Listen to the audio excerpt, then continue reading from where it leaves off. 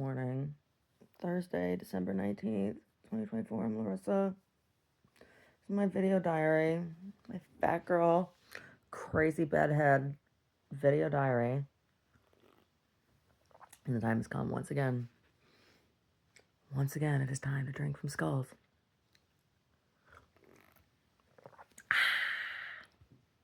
So yesterday, Sassy came with me again to the gallery with Gallery Kitty. Oh my God. She was so into it, and I've already seen a huge shift in her personality in the house. So both last night and the night before, she came downstairs and asserted herself and sat in my lap without any hesitation, no matter what Brody did. So that's a really positive sign. I'm feeling good about this. So she's not going to go with me today because I'm open to the public, but I will continue taking her on days when I'm just there working by myself, when I'm not open. And she was just, she got all snuggly. Pulled a little cushion seat over for her to sit next to me where I was working. And she sat there and she looked. And she got to have all the churros she wanted. I told her, I said, Mommy, I'll let you have all the churros. Daddy is stingy with the churros. Churros, it's this cat treat. It's this like liquid puree cat treat. And they come in these little like mini popsicles, but they're not frozen, right? And you rip off the top and you squeeze it out. And she just loves them. Well, she loves a couple of the flavors. There's a whole bunch of flavors, but she's picky. She doesn't like all of them. She doesn't like any of the ones with shrimps. No. Sassy doesn't like shrimp. She likes the plain tuna, and she likes the plain chicken, and she likes the chicken and cheese. Those are the ones that she likes. And so I told her she could have as many as she wants because she's a skinny little old lady kitty and she needs to pick up weight. And so I don't care if she does it eating junk food.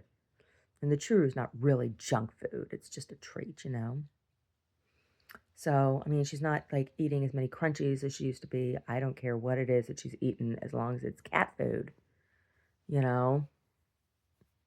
So she had 4 churros yesterday. 4. Yeah, and she was all snuggly, and she crawled up and was sitting on my boobs, and she was like rubbing up in here, and then she turned around, and she was rubbing up in here, and then she was rubbing the top of her head on my cheeks, giving me hugs, and then she tried to bite my nose. I'm like, no, you can't bite my nose, but she didn't like chomp at it. She's like got up real close, sniffed at my nose, and then she went. I'm like, no, she loves to bite noses. She's known for that. She's known for that. When she was younger and would snuggle, she was known to like turn and be like, ha, and bite the end of your nose. Yeah. So I'm real pleased about that. And I got all the packaging glued up. So hopefully today I'll be able to finish making that packaging, the display packaging for the new earrings and stuff that I made. Again, not like anybody's ever going to come in. So we'll see, And then after working in the gallery, I left Sassy in the gallery by herself for a little bit, and I went to the grocery store and did some grocery shopping. I came back and got her, and she was all like, meow. We came home, and I pulled into it's really dark back here. There's no lights back here, right? Like it's really dark. And I pulled onto our street and got to like the first house, which is just, right there at the corner. And there's this bitch down the street who her property is a fucking mess. Her driveway is all cracked and the property's just it's a mess. It's a mess. There's trash all on either side and the place just looks like a dump. It does. It looks like a dump. Doesn't take care of shit. Well, and I know it was her because I recognized the car from her driveway. right? I've never met her, but it was the car from this driveway, so that's how I know it's who it is. Well, she was coming down. Well, I didn't see her. I had to back up into the driveway, and she like stops in front of my car, and she's like mouthing at me, "Slow down." I'm just like, wasn't even number one. I wasn't speeding. Number two, who the fuck is she to be telling me how to drive? Like, it was nighttime and it was dark out. Like, it makes more sense that somebody's coming in. Where did she want me to back up to? Into the road? Right? Like, where the fuck am I supposed to go? And who the hell is she to be telling anybody to do anything when she can't even wipe her own ass and take care of her own goddamn property? Right? Fuck her. Fuck her. Fuck her. Stay home, old woman. Can you see in the dark? Oh my God. People are so obnoxious. So fucking obnoxious. Yeah. Seriously. Seriously.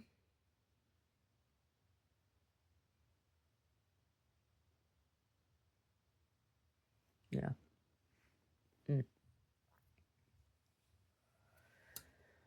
So the pot of vegetable soup I made yesterday was pretty good, and I made it before I left for to go into the gallery to work, and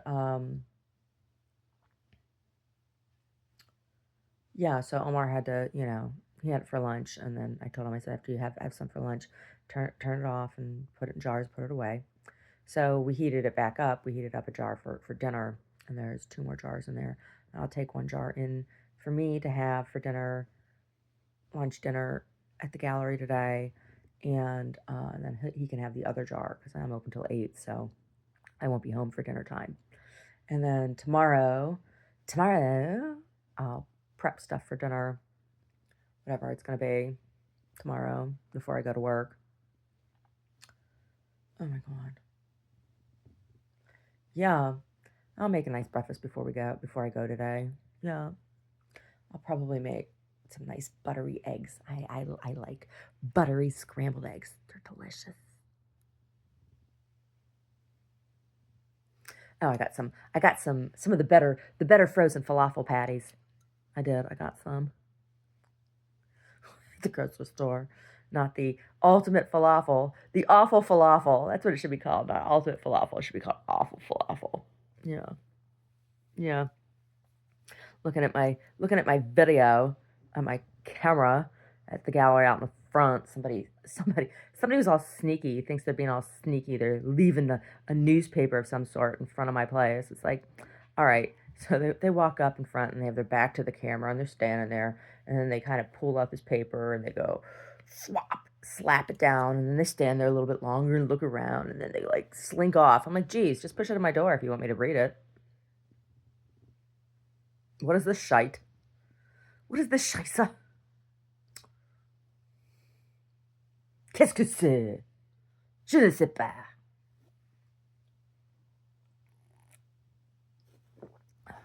Anyway. Yeah. So, probably take in my court paperwork and work on that so I can just like slip on down to the courthouse when I need to. Get that taken care of. Yeah, I'll do that today too. Maybe I'll do that today because I've been putting it off. I've been procrastinating. Procrastination. Procrastination. It's bringing me down. Whoa, whoa, whoa. Procrastination. Yeah. Yeah.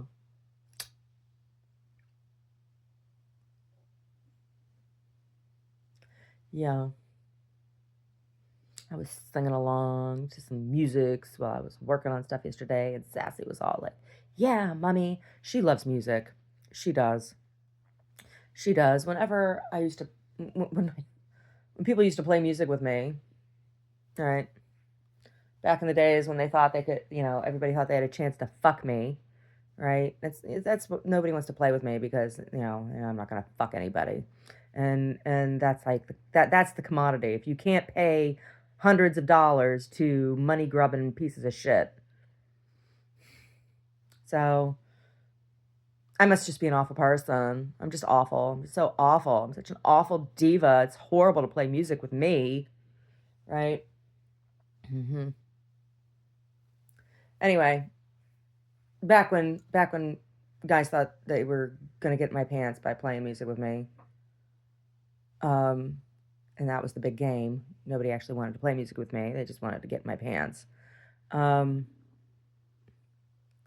she used to love and come to sit and listen to everyone. It didn't matter who it was. She loved it. She loved it. She'd come and sit. Hmm. You have to close your guitar case, or else she'd climb inside of it. Hmm. Everybody's. Everybody. She was like that with everybody. She was a guitar case slut. She loved them all. Yeah, so I was sitting there singing, and she was looking. And then she crawled up on my. Then after, it was around. It was when I was singing along, and that's when she crawled up on me. She's like, "Meow, mommy, meow, I love you." Poor kitty. Poor little old kitty. Yeah.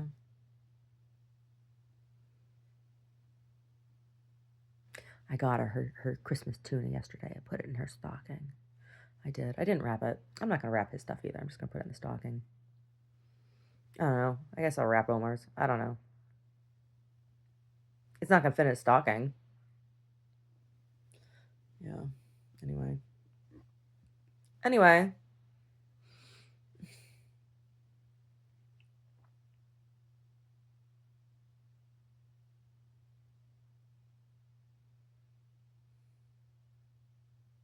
There was a man, a lonely man, who lost his love through his indifference. A heart that cared, that went unshared until it died in his silence.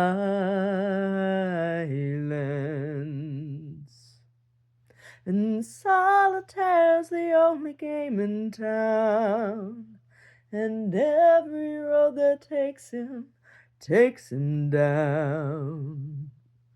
And by himself it's easy to pretend he'll never love again. Oh my gosh, Karen Carpenter. That song's so much fun to sing. Ah, Omar hates Karen Carpenter. He hates anything that brings me joy. He really does. Oh my god. Mm. Oh, her songs are just so melodramatic, and they're fun range because they can dip from really deep to up pretty high, and I have that range, and so it's fun. It's fun. It is.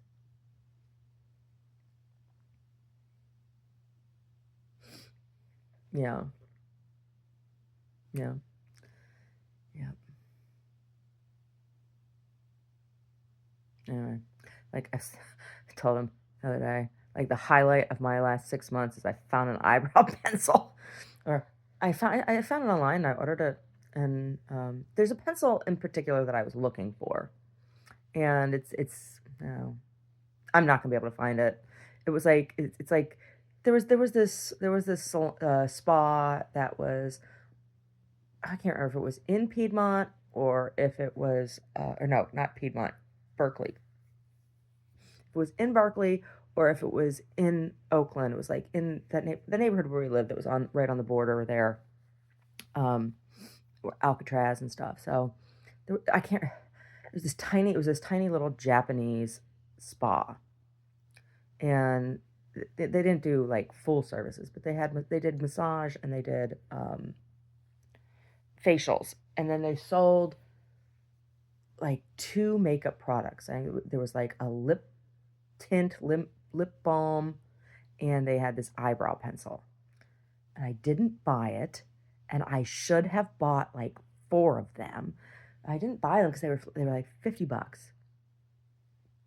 And at that time, it was just like I didn't have $50 to spend on an eyebrow pencil. But I should have. I should have, because she used it on me, and I was just like, I love it. But it was expensive because it was like a handmade thing, right? Like whatever the coal was that was in it. It was like this special coal, and it had been hand rolled, and you know, and the pencil it was like a wooden pencil, and it looked like a charcoal. It looked like a charcoal pencil, right? But it wasn't. It was eyebrow pencil, and you could also use it for eyeliner. Like it had this really wonderful texture. And this lip balm that they had too, it wasn't just for lips. You could also use it on your cheeks. It was like both of these products were like two in one, and both of them were expensive. And I had a massage and a facial, and then she used this pencil and this balm on my face, and I was like, oh, it looks really good. I like that. I should have bought it. I should have bought it then, and I didn't. And now I don't remember what it was called, and I was trying to find it online. That's what I was looking for. I was looking for this Japanese pencil. I couldn't find it, but I found this other thing, and it looks nothing like this Japanese pencil. But I was like, oh, I'll give that a try. That has this really fine point on it and everything. And I was like, oh, when it came, I was like, oh, I love this eyebrow pencil. I told him, I said, this is like the highlight of my last 6 months, finding this eyebrow pencil. And how lame is my fucking life? Yeah. Yeah. Seriously. Oh my god. Yeah. Me me being excited over an eyebrow pencil, like it matters what I fucking look like. Like there's like there's any there's anybody jonesing to grab at me around here. Ooh, you look good. No, there's nobody around here like that. This is a big fat sexless bag. Look at this. Me in my pajamas. I don't know.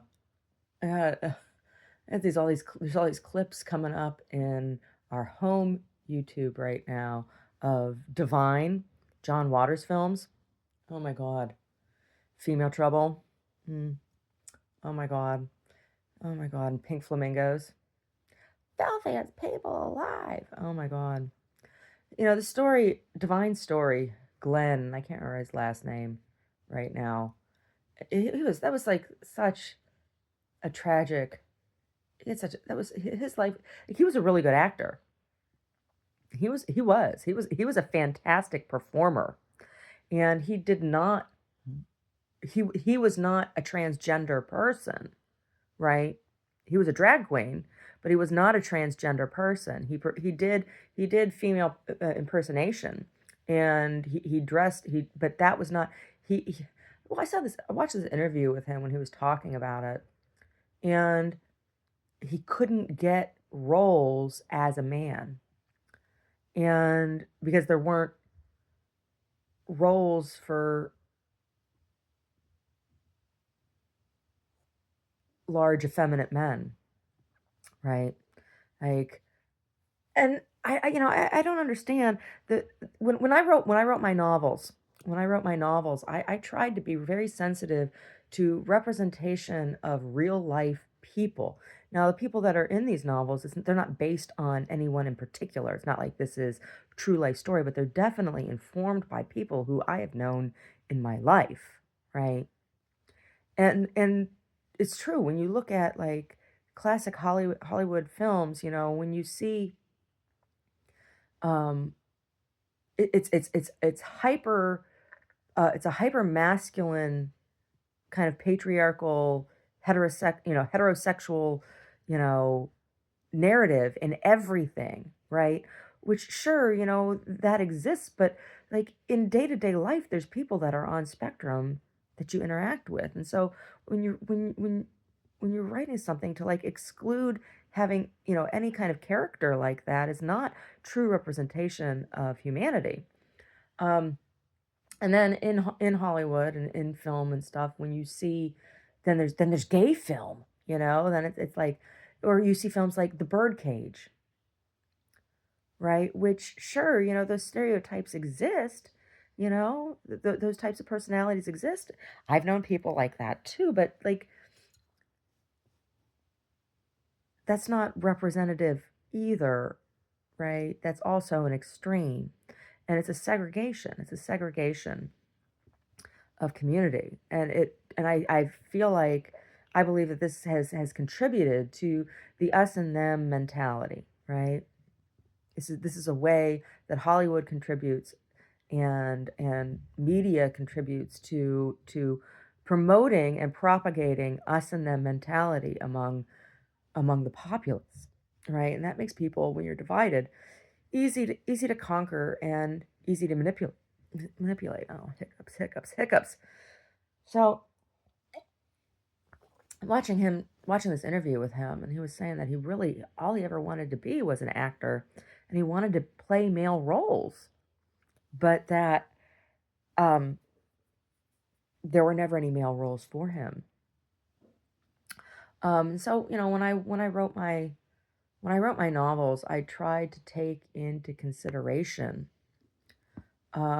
this glaring inaccuracy and fallacy that exists. And so, my novels are not gay novels. They're not LGBT. I mean, I'm not gay. I'm not a member of the Alphabet Club.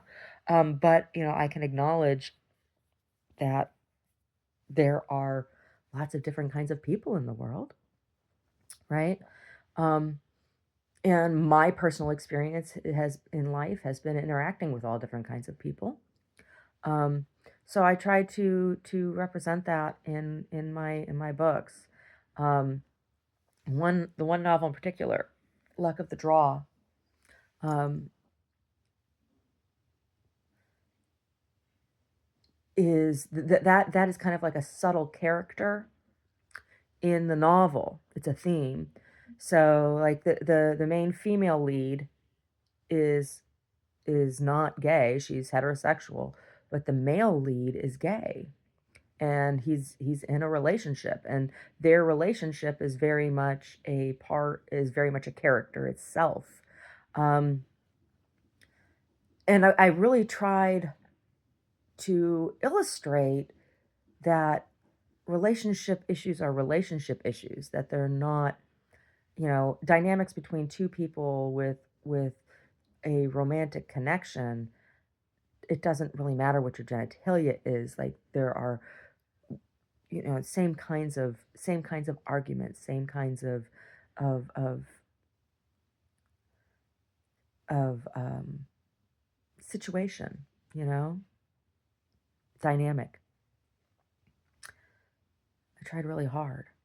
I tried really hard to do that, and I don't know, maybe I tried too hard. I don't know. I never get feedback. Like there's nobody that gives me feedback on anything, right? Other than some stuff gets stolen when I'm like, oh, okay, that must have been good. That part must have been good. That got stolen, but that's not, that just breeds resentment in me. It's like, okay, well, if my stuff is good enough, why don't I get to make money on any of it, right? No, but luck of the draw, that's definitely a an undercurrent or an overt theme in the book. Yeah, relationship dynamic, dysfunctional relationship dynamic, right?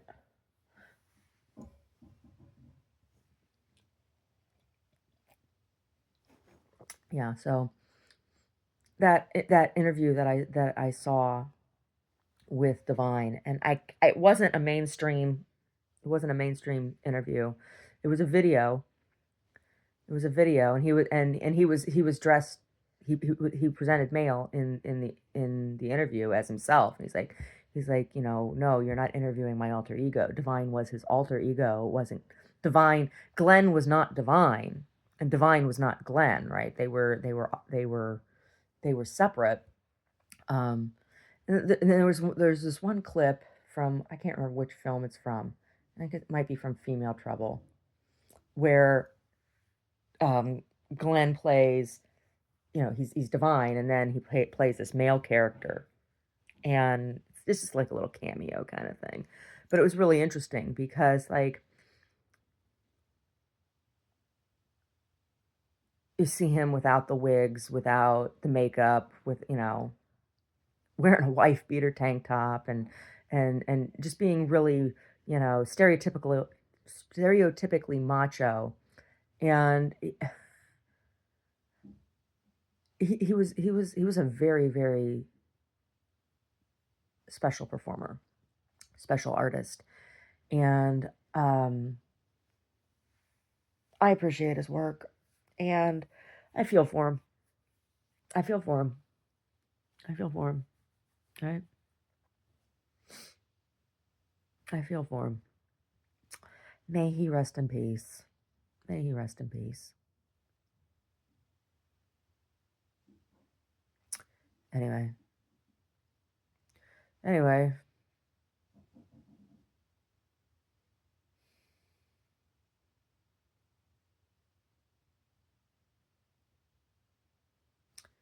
Yeah. Dawn Davenport and her cha-cha heels. I want cha-cha heels for Christmas. Once I get my cha-cha heels. Oh my God. Oh my God. Oh my God. John Waters. John Waters, you crazy dude, you, with your Maybelline mustache. Oh my God. Anyway. Finish my tea here. Fat girl Larissa. Looking like Divine. Oh, Lord, except for my hair, thank God. Thank God. Thank God I don't have Divine's hair. Oh my God. Yeah.